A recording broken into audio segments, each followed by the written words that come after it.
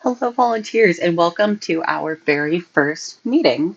This meeting will be covering the very basics of being a volunteer, the basic rules that we ask that you follow, guidelines of what we expect you to do, and it will also talk about some of the benefits that you will receive by volunteering for EvilleCon.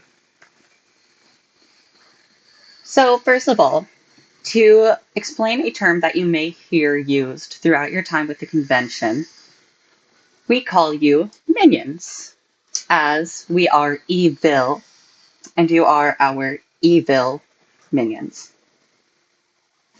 This job is a lot of fun. I started out as a volunteer before getting to where I am now, and it is an absolute blast. You're going to have a great time. But of course, who am I? My name is Zephyr. I am the volunteer coordinator for EvilleCon, also known as the Minion Wrangler. My pronouns are they, them, and she, her. Helping me with the convention volunteers are Matt. He uses pronouns he, him. I have been with the convention for over 10 years now, combining my time as a volunteer and then moving my way up to staff.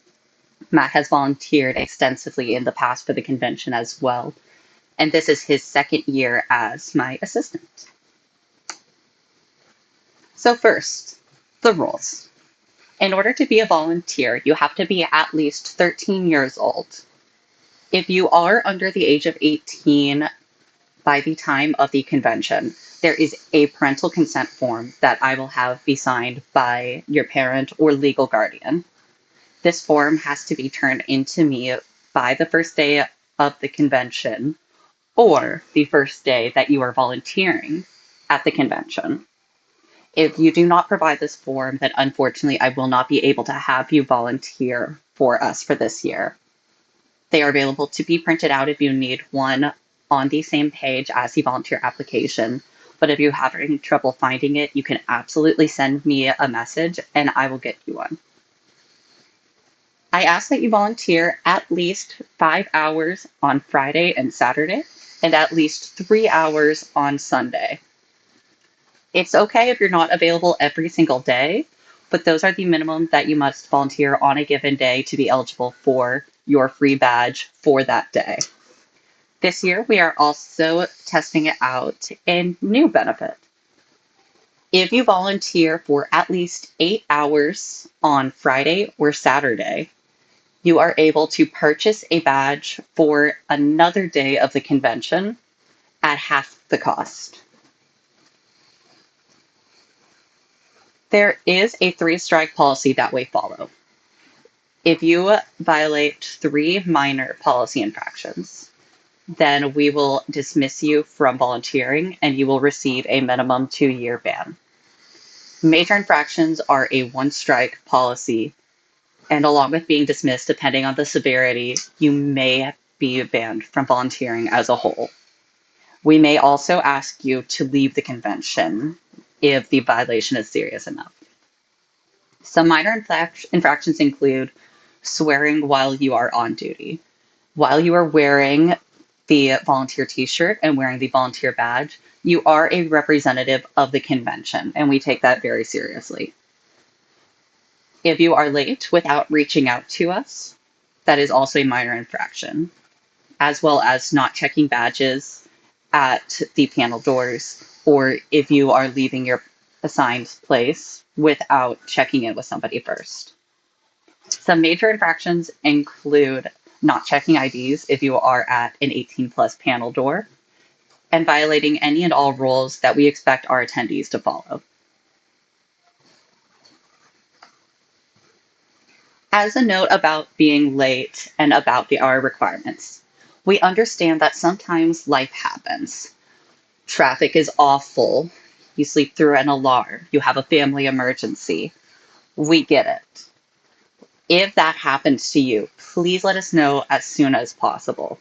You can send us an email. You can send us a message on Discord. In some way, let us know so that way, 1, we know that you're okay, and 2, we can cover for you. That being said, if you are late by more than 5 minutes without a solid reason as to why, then it will be considered 1 strike. Missing 1 or 2 hours without a solid reason why will be 2 strikes, and missing 3 or more hours will be an immediate 3 strikes. That being said, as well as the aforementioned hours benefits, if you work at least 10 hours on a given day, we will have a small gift for you at the end of the convention. You will also be put into running for the Minion of the Year award, which is an extra gift that's given to a select minion at the end of the convention. So to cover some of the basic duties that we will ask of you throughout the weekend, we may have you assist with registration, with badge checking. There may be some minor heavy lifting. We'll also ask that you might help with the cosplay table, general hall monitoring, and what we call gophering. At registration, you'll either be working on the registration side, where attendees will be purchasing their badges in the moment, or at the pre-registration table, where attendees are picking up badges that they have pre-purchased online.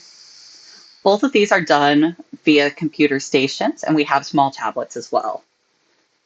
You may also be asked to hand out some freebies at the registration or pre-registration table. And during a later meeting, we will cover the details about how all of this is handled, and we will be covering the details of the system that we use.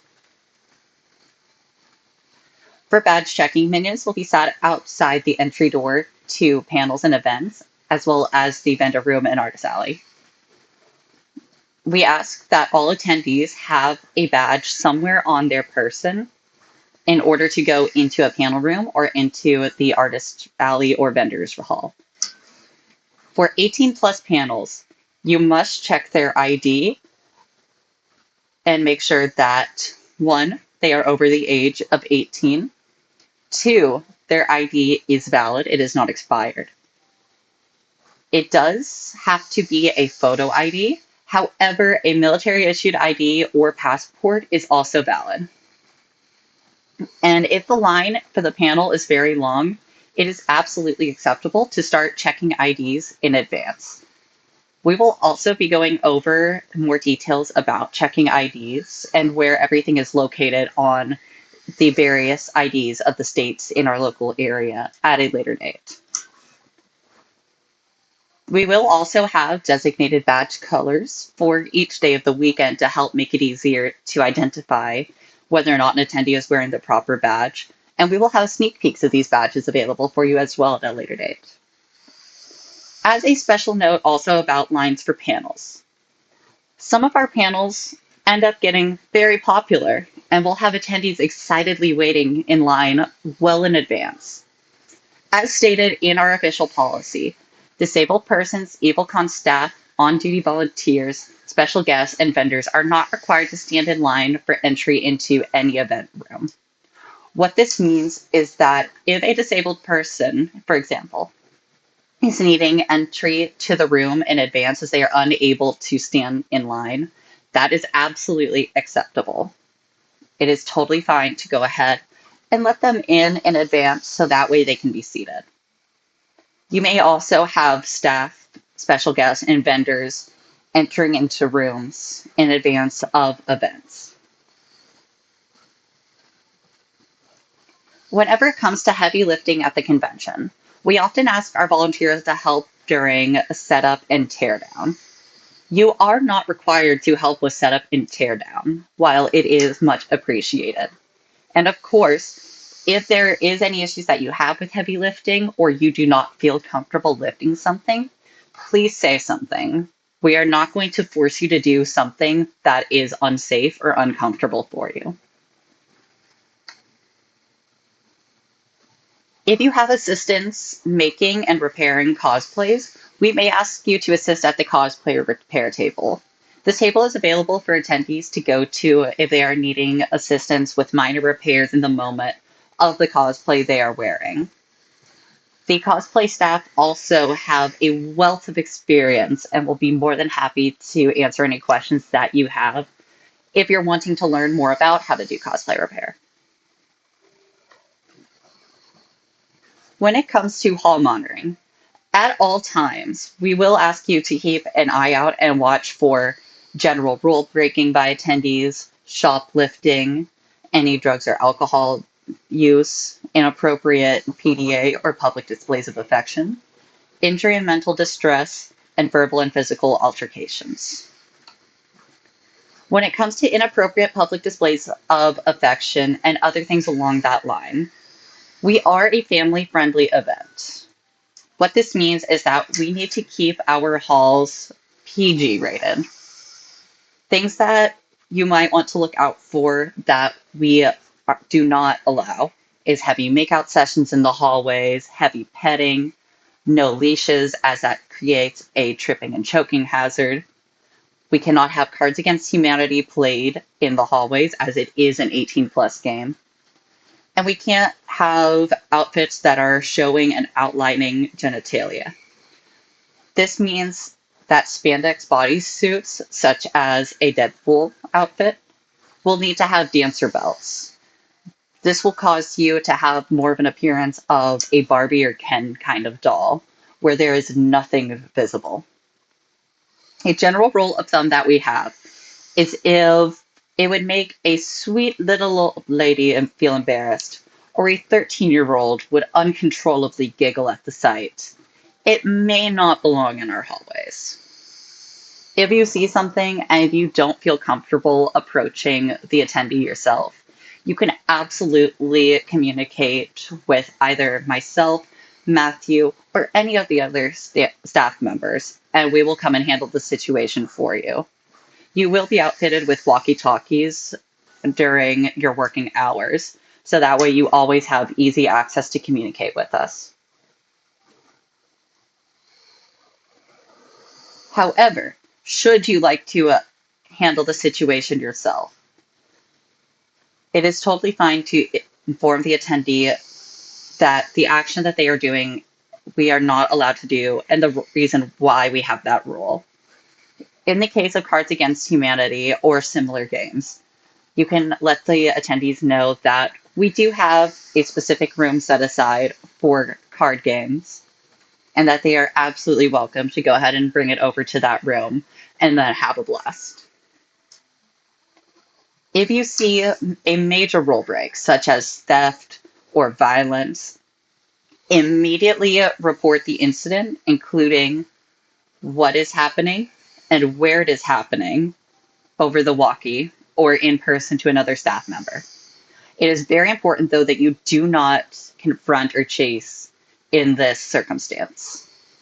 Just report the incidents, stay nearby, so that way, if we need more information from you, we can get that in the moment. But let myself, Matt, or another staff member know, and we will take care of it from there. When it comes to physical injuries, if an attendee seems hurt, it is totally fine to go up and ask them if they are okay. If they indicate to you in any way that they are not, immediately report the incident to myself, Matt, or another staff member. And you can offer to move the attendee to another location, such as bringing them to the minion lair. If the attendee is unable to communicate, for example, they are unconscious or they are having a seizure, clear the area around them. If attendees are trying to crowd around and they are not in a direct group with the attendee, make sure that they know to back away, so that way there is space for staff and medical professionals to get to the individual. Go ahead and make sure that they are breathing, but do not, under any circumstances, try to administer medical aid. If you are not an EMT or a first responder, attempting to administer medical aid to any attendee could get the convention in trouble. This includes even something seemingly as simple as giving an attendee ibuprofen or Tylenol. If you are an EMT or first responder, feel free to send me a message, and then I will get the necessary information from you to verify your status as an EMT or first responder, and then we will keep that information on hand should we need it. If somebody is in mental distress, they're crying, they're having a panic attack, or anything similar. If the attendee is with another person and seems distinctly uncomfortable or panicked by the person, walk over to them and just very politely interject yourself. You can just introduce yourself. You can ask if they are needing assistance. By introducing yourself and interjecting in the situation, this will give them an out if they feel the need to get away from the person. If you do not feel comfortable doing this, however, please contact myself, Matt, or another staff member, and we will handle it. Once a person is away from the individual that was causing them distress, please ask if they want to report the person or if they need assistance. If so, you can immediately bring them to the minion layer, and we will help them from there.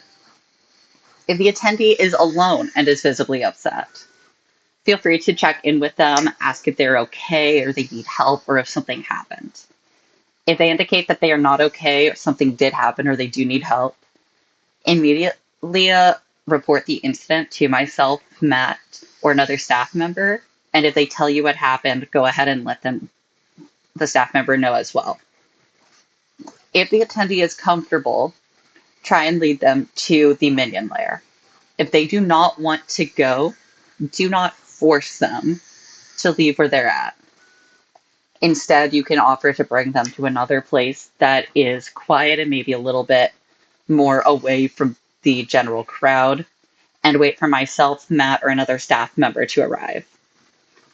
Do not leave the distress attendee alone, however, unless they ask you to. In general, we also ask that you do not approach anyone who seems to be acting in an aggressive manner or has a weapon under any circumstances. Simply report the incident and nothing else. We do not want you hurt.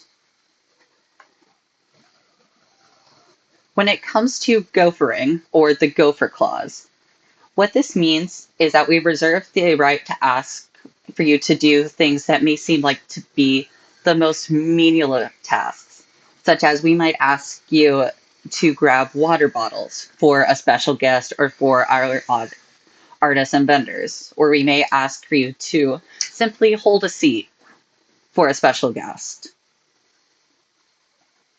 Even the smallest of tasks can be incredibly helpful in the long run to the convention as a whole. Other ways that we might ask you to help with special guests. We might also help you to ask with setup or tear down of a booth that they're at, or we might ask you in advance to assist with helping manage a line for a highly anticipated special guest event, or even just asking you to sit with them at a table. In general, just remember to be calm, cool, and collected when interacting with them.